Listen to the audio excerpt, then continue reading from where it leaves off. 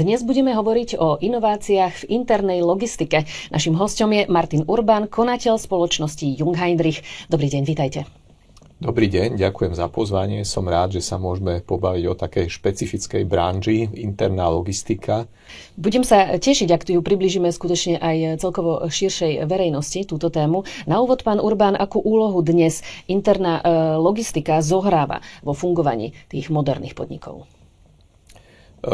Všeobecne slovo logistika pochádza z vojenskej oblasti.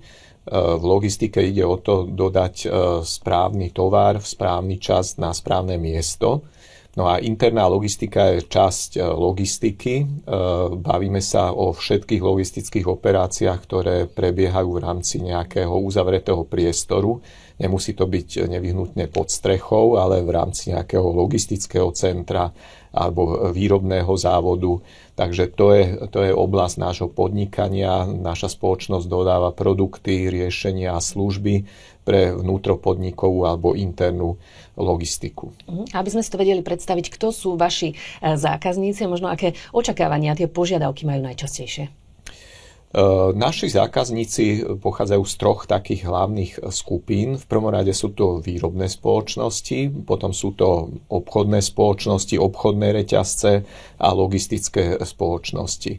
Takže toto sú také hlavné naše zákaznícke segmenty. Bez internej logistiky by nevedeli tieto firmy fungovať.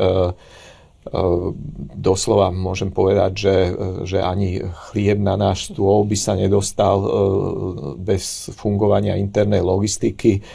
Je to oblasť, ktorá síce funguje niekde v zákulisí, ale je to taká chrbtová kosť biznisu každej modernej spoločnosti a bez efektívnej logistike a internej logistiky nie je možné vyrábať, dodávať tovar na pulty predajní. V zásade, čo sa týka efektívnosti skladovania, požiadavky zákazníkov sú na čo najmenšej ploche uskladniť čo najviac tovaru. Čiže to je dôležité z toho zákazníckeho uhla pohľadu využiť maximálne skladovú plochu a k tomu sa dá dospieť tak, že tie uličky, ktoré sú nutné na prevádzku techniky, sú čo najúžšie a sklady sú čo najvyššie. To znamená, že skladuje sa do väčších výšok a na malej ploche dokážeme viac toho uskladniť. My už ako spotrebitelia často vidíme len ten produkt, ktorý k nám už príde hotový, ale čo všetko za tým musí byť, tak to sa spája práve aj s intralogistikou, ale aké nové trendy sa aktuálne presadzujú celkovo v tejto oblasti? V našej branži zase kopírujeme také megatrendy celosvetové. V prvom rade je to digitalizácia, automatizácia. Potom v našej branži ide o nové zdroje energií. V automotív vieme, že tiež prebieha teraz elektrifikácia. V našej branži tento trend je už niekoľko rokov, 10-20 rokov sa používajú vozíky s elektrickým pohonom a v súčasnosti sa hľadajú ešte lepšie riešenia pre zdroje energií a nabíjanie vozíkov. Bavíme sa o najnovších lítium-ionových technológiách, batériách na báze lítium-ionových chemických prvkov. Predtým to boli klasické kyselinové batérie. Takže automatizácia, nové zdroje energií a potom samozrejme udržateľnosť. Udržateľnosť je taký celosvetový trend, veľmi moderný. Naša spoločnosť kladie veľký dôraz na udržateľnosť už desiatky rokov, aj vtedy, keď to ešte nebolo moderné, už vtedy sme dbali na udržateľnosť a na redukciu emisí CO2. Ak si to môžeme aj trošku konkrétnejšie predstaviť, čo to znamená tá udržateľnosť v praxi? nebavíme sa len o udržateľnosti z hľadiska ochrany životného prostredia a redukcie emisí CO2, ale bavíme sa aj o nejakých celospoločenských dosahoch a social responsibility po anglicky, alebo teda celospoločenskej nejakej zodpovednosti voči komunite, v ktorej podnikáme, voči spoločnosti. Čiže bavíme sa o samozrejme redukcii emisí CO2 nielen pri prevádzke tých našich zariadení, ale my sa zaoberáme už procesom výroby, potom procesom prevádzky až po recykláciu a vyradenie tých našich zariadení z prevádzky. Čiže to je tá časť ochrany životného prostredia, ale potom máme aj iné oblasti, na ktoré sa zameriavame. Vieme, že detská práca alebo férový prístup k menšinám, k znevýhodneným skupinám, férový prístup k dodávateľom. Bez subdodávateľov by naša spoločnosť nebola schopná pracovať, férový prístup k zamestnancom. Takže vo všetkých týchto oblastiach sa snažíme byť príkladom a byť vzorovou firmou aj tu na Slovensku. A ako to potom vyzerá, ako pomáhate vašim klientom možno viesť tú lepšiu cestu k udržateľnosti? Čo sa týka tej udržateľnosti, tak som spomínal, že jedna vec je, že sa snažíme tie naše produkty, riešenia, služby koncipovať tak, aby zodpovedali týmto najvyšším štandardom. Čiže toto ponúkame samozrejme našim klientom, čiže používaním našich produktov a služieb a riešení môžu dosahovať tie svoje ciele, ktoré majú v oblasti udržateľnosti. Vieme, že nadnárodné firmy, väčšie firmy sú povinné zavádzať tzv. ESG reporting, Environmental Social Governance reporting. Takže v rámci tohoto sa vyhodnocujú aj subdodávateľia, čiže tým, že budú používať a spolupracovať s nami, tak ľahšie splnia požiadavky alebo ciele, ktoré majú v ESG oblasti. Takže to je to, čo robíme pre našich zákazníkov. Výhoda je, že tie naše zariadenia sú ekologické, ale aj ekonomické, pretože majú nízku spotrebu energií. Toto je tiež veľmi dôležitá oblasť, že snažíme sa tie naše zariadenia konštruovať tak, že aby mali nízku spotrebu energií, aby sa pri ich konštrukcii používali recyklovateľné alebo recyklované materiály. Ponúkame aj možnosť repasácie našich zariadení, našich vozíkov.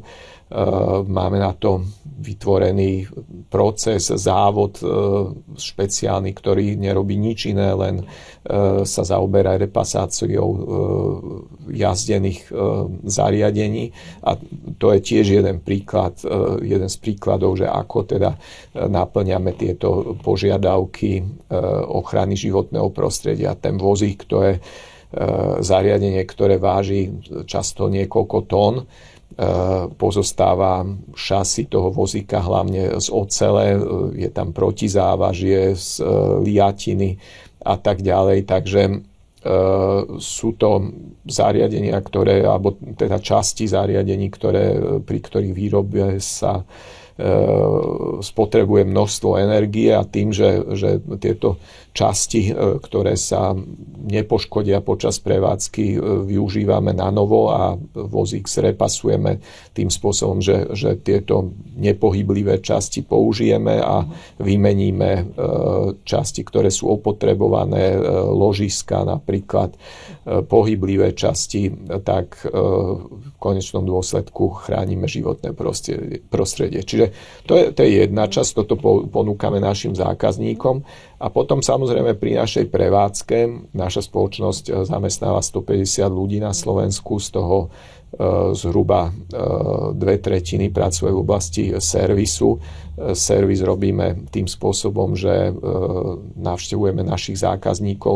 Máme 90 servisných technikov, ktorí pravidelne servisujú naše zariadenia priamo u zákazníka. To znamená, že jazdia autami, vozidlami motorovými a produkujú pri tomto samozrejme nejaké emisie CO2, tak snažíme sa napríklad v tejto oblasti redukovať emisie CO2 tým, že prechádzame na elektrické vozidlá, čiže servisáci postupne prechádzajú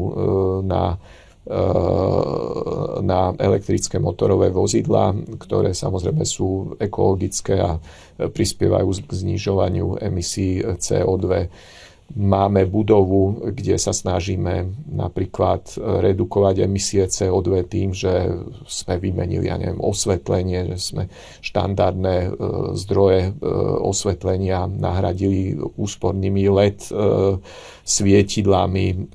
Snažíme sa čo najviac využívať denné svetlo, máme tam svetlíky, okná a tak ďalej, aby čo najmenej elektrickej energie sa míňalo v tejto oblasti budova. Takže jednak produkty a potom šetríme energiou alebo používame ekologické zdroje energie aj pri činnosti našej firmy, pri našej prevádzke. Ak hovoríme o oblasti udržateľnosti, vy ste v nej už zaznamenali niekoľko úspechov, ak nám ich môžete aj priblížiť.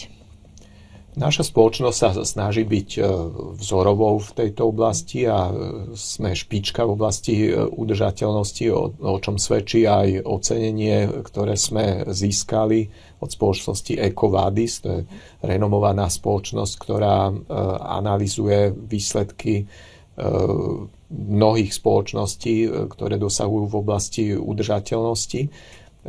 Bavíme sa teda nielen o ochrane životného prostredia, ale aj o spoločenskej zodpovednosti a ďalších kritériách. A v tejto oblasti sa nám podarilo dosiahnuť platinové ocenenie, platinový certifikát máme, ktoré získalo len 1% zo spoločností, ktoré boli analyzované v rámci tohto projektu. Takže to svedčí o tom, že to, čo hovoríme, že tie naše produkty, riešenia, služby sú ekologické a že dbáme o spoločenskú zodpovednosť, že to nie sú len prázdne slova, ale že naozaj je to doložené aj konkrétnymi výsledkami. No a okrem teda tohto certifikátu máme samozrejme my aj ambiciozne ciele a síce do roku 2030 by sme chceli dosiahnuť neutralitu v emisiách CO2, v produkciách CO2 emisí. Takže to je náš ďalší cieľ a spomínal som, že prechádzame na elektrické vozidlá, čiže v súčasnosti viac menej všetky nové vozidlá, ktoré zaraďujeme do našej flotily, sú na elektrický pohon. V súčasnosti by to malo byť okolo 25% a postupne by sme sa chceli priblížiť až k tým 100%.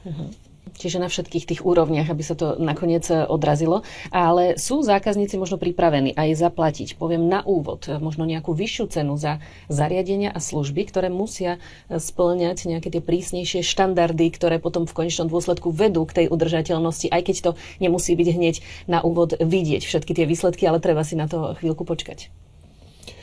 Áno, tie ekologické zariadenia môžu byť drahšie, alebo tá úvodná investícia môže byť drahšia. Spomínal som napríklad tie elektrické vozíky. To mám zase podobne ako s autami, že elektrické auta sú drahšie, čiže tá úvodná investícia je vyššia, tak je to aj s tými vozíkmi. Elektrické vozíky sú drahšie ako vozíky so spaľovacím motorom, ale prevádzka je lacnejšia. Čiže v tej našej branži často platí, že čo je ekologické, je aj ekonomickejšie z toho dlhodobého pohľadu, keď teda sa pozeráme na to z hľadiska celkových nákladov spojených s prevádzkou a vlastníctvom techniky. Som spomínal, že tá ekológia alebo to znižovanie emisí CO2 sa dosahuje aj znižovaním spotreby energií. Takže samozrejme, že nižšia spotreba znamená nižšie náklady na energie, šetrím náklady. Tie moderné elektrické vozíky majú nižšie náklady na údržbu, takže menej komponentov, ktoré treba vymieňať, servisovať a tak ďalej. Takže snažíme sa týmto spôsobom motivovať zákazníkov, aby investovali do nielen ekologických, ale aj energeticky úsporných zariadení a zariadení, ktoré sú optimálne aj z hľadiska prevádzkových nákladov. A samozrejme veľké firmy, nadnárodné firmy majú svoje ciele v rámci ochrany životného prostredia, ESG som spomínal, takže aj týmto spôsobom im pomáhame dosahovať tie svoje ciele. A zároveň pred pár rokmi nám tu skutočne celým tým dodávateľským reťazcom zatriasla covidová pandémia, respektíve celé to obdobie. Zmenilo sa nejako zásadne správanie alebo spolupráca so zákazníkmi práve po tomto období? Možno žiadajú ešte väčšiu flexibilitu, nejaké efektívnejšie riešenia. Ako to pozorujete? Počas covidu práve sa ukázala tá dôležitosť logistiky a internej logistiky pre fungovanie vôbec spoločnosti. Ja si pamätám, že napríklad vakcíny, ktoré sa privážali na Slovensko, tak boli vykladané z lietadla práve našimi vozíkmi. Naše zariadenia fungovali v čase pandémie v logistických centrách, ktoré zásobovali obyvateľov potravinami, liekmi a tak ďalej, takže prispievali k fungovaniu tej kritickej infraštruktúry. A vtedy práve bol veľký dôraz skladený na spoľahlivosť fungovania vôbec internej logistiky, teda aj tých našich zariadení. Takže tie požiadavky sa menia v tom zmysle, že veľmi dôležitá je spoľahlivosť fungovania, spoľahlivosť dodávateľa týchto zariadení a služieb. Vieme aj, že veľa firiem funguje vo forme just-in-time, just-in-sequence režimoch, hlavne v oblasti teda automotív priemyslu sa bavíme o tom, takže tam je veľmi dôležitá tá spoľahlivosť, pretože každý výpadok techniky znamená ohrozenie vôbec dodávky a ohrozenie výroby a vieme, že zastavenie výrobnej linky znamená vysoké náklady. Nedávno som bol vo firme, ktorá je subdodávateľom pre jednu z našich automobiliek, ktoré sú na Slovensku a tam doslova musia v priebehu niekoľkých hodín dodať svoje výrobky priamo na výrobnú linku. O tom, že akú subdodávku, aký výrobok treba dodať, sa dozvedia až vtedy, keď karoséria vozidla je v lakovni. Takže potom majú 2-3 hodiny na to, aby vyrobili, nárazník alebo okno a dodali ho na výrobnú linku, takže tam sa jedná o minúty a v prípade, že niečo zlyhá, tak samozrejme to má vážne dôsledky. Čiže, aby sme sa vrátili k vašej otázke, čiže tá spoľahlivosť je veľmi dôležitá. Dnes už firmy výrobné, logistické, obchodné si nemôžu dovoliť platiť alebo investovať do techniky, ktorú nevyužívajú, čiže často nemajú nejakú náhradu v prípade nejakej neočakávanej udalosti a sa spoliehajú na svojho dodávateľa, že v prípade neočakávanej udalosti, že dokáže flexibilne zareagovať alebo teda dodať náhradnú techniku. No a potom samozrejme je tlak na efektívnosť, je tlak na znižovanie nákladov.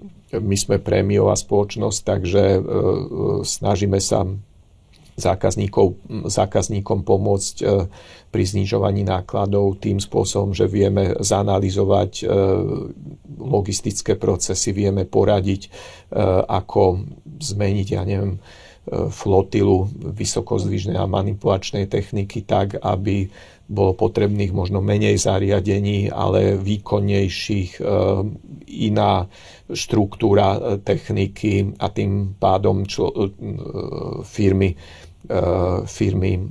šetria nielen investičné náklady, ale aj personálne náklady, pretože menej techniky znamená menej pracovníkov, ktorí obsluhujú túto techniku.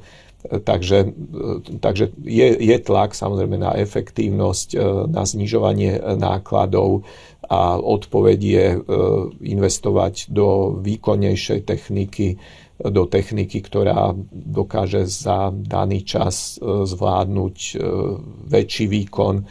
No a potom je tam automatizácia. Tam zase investičné náklady sú vyššie, ale šetríme na nákladoch na pracovnú silu. Na Slovensku máme veľa spoločností, ktoré fungujú v trojzmennej prevádzke, štvorzmennej, takže napriek stále nižším mzdovým nákladom dokážeme navrhnúť také riešenie, ktoré má návratnosť 3-4 roky vďaka tomu, že nahradíme ľudí, ktorí pracujú v troj- alebo štvorzmenej prevádzke. A to ste použili aj zaujímavý príklad skutočne aj z automotív oblasti. Ak by sme sa na to aj mohli pozrieť, lebo v súčasnosti, keď sa veľmi veľa hovorí o tých, povedzme, elektrických autách, aký je dopyt po tých elektrických, respektíve energeticky udržateľných riešeniach v intralogistike ako takej, v porovnaní možno s tými tradičnými riešeniami. Doslova, keď poviem, predstavíme si nejakú halu, našli by sme tam, chodí tam ešte nejaký vozík na tradičné fosílne palivo?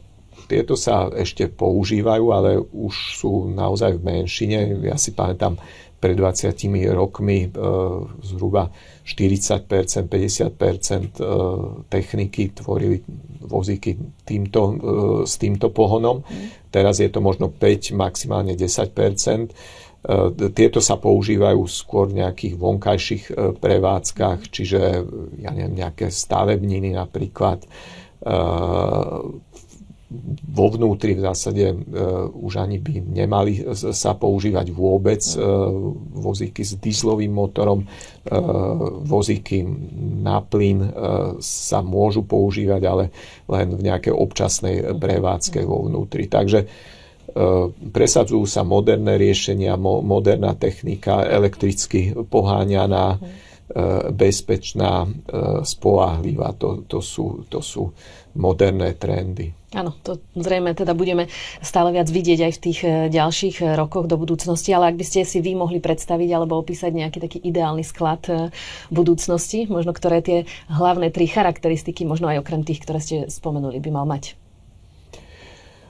Taký sklad budúcnosti by mal vyzerať tak, ako niekde v Matrixe, keď si to predstavíme, čiže všetko automatizované, poprepájané, digitalizované, čo najmenej ľudí by malo byť v tom sklade. Vieme, že práca v sklade je často aj fyzicky, aj psychicky náročná, jednotvárna, takže automatizovaný, veľmi dobre procesne zladený, efektívny, takže takto asi by mal sklad budúcnosti vyzerať. Mal by využívať tie najnovšie výdobytky techniky, internet veci, prepojiteľnosť s rôznymi informačnými systémami, nadradenými systémami,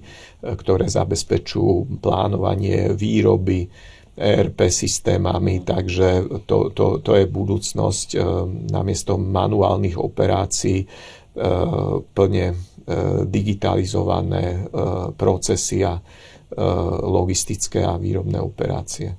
Tak to sme sa spolu trošku pozreli do budúcnosti. Možno teraz taký letmý pohľad aj do minulosti, respektíve na tie vaše skúsenosti, keďže pôsobíte v oblasti 20 rokov.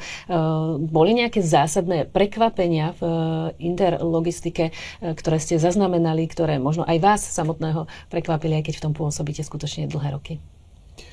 Pre mňa najväčším prekvapením bolo to, že ako rýchlo išiel ten vývoj dopredu v tejto našej branži. V súčasnosti sú tie naše zariadenia doslova prešpikované elektronikou, čiže začínal som v branži, ja som pôvodom strojár, takže som skôr v takej strojárskej branži začínal a teraz tá interná logistika je už skôr o elektronike, informatike. Keď sa bavíme so zákazníkmi o automatických skladoch, tak tie diskusie o tých základných parametroch, akože vozík, akú má mať nosnosť alebo výšku zdvihu, to prebereme za 1-2 hodiny a potom sa 2 dni bavíme o rôznych IT záležitostiach, kybernetickej bezpečnosti, prepojiteľnosti systémov a tak ďalej. Takže toto je asi to, čo ma prekvapilo, že veľmi rýchlo sa presadili v tej našej branži, čo vyzerá ako že taká klasická strojárska branža, logistika. Sa presadili informačné technológie, elektronizácia, tie elektrické pohony už som spomínal, takže toto je hlavný teda trend, ktorý sa najviac u nás presadil.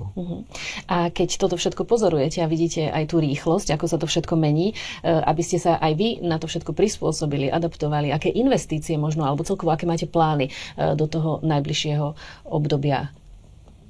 Sledujeme samozrejme tie globálne trendy, ktoré všeobecne sa v spoločnosti presadzujú a teda aj v našej branži som spomínal digitalizácia, automatizácia, nové zdroje energií, ochrana životného prostredia. Takže vo všetkých týchto oblastiach investujeme a snažíme sa byť lídrom a prinášať nové inovatívne produkty, riešenia a služby. Keď sa bavíme napríklad o tej digitalizácie, tak samozrejme aj my musíme sa snažiť hľadať riešenia, aby sme s rovnakým počtom ľudí dokázali obslúžiť viac zákazníkov, dodať viac techniky, takže aj v rámci našej prevádzke sa snažíme digitalizovať a zjednodušovať naše procesy. Čo sa týka smerom na zákazníkov, tak budúcnosť je napríklad v servise na diaľku, remote service, po anglicky sa tomu hovorí, tým, že tie zariadenia dokážu sa pripojiť na internet a prakticky z ktoréhokoľvek miesta na Zemi sa dá odsledovať, v akom stave je to zariadenie, v aké prevádzkové stavy vybočujú z nejakého štandardného rámca, tak sa dá napríklad robiť prediktívny servis, prediktívna údržba. To znamená, že skôr ako nastane nejaká porucha, tak dokážeme zasiahnuť a dokážeme vymeniť súčiastku, ktorá by mohla sa pokaziť. Takže do týchto oblastí investujeme, čiže aby sme fungovali efektívne, aby sme boli prozákaznícky orientovaní a aby sme prichádzali vždycky s novými technológiami, ktoré zefektívnia prevádzku zákazníkov a ktoré im uľahčia život, tak aby sa teda mohli zamerať na ten svoj core business. Tak ďakujem, že sme sa na to spoločne mohli pozrieť a aj na budúcnosť internej logistiky. Naším hosťom bol Martin Urban, konateľ spoločnosti Jungheinrich. Ďakujem vám za rozhovor. Ďakujem aj ja.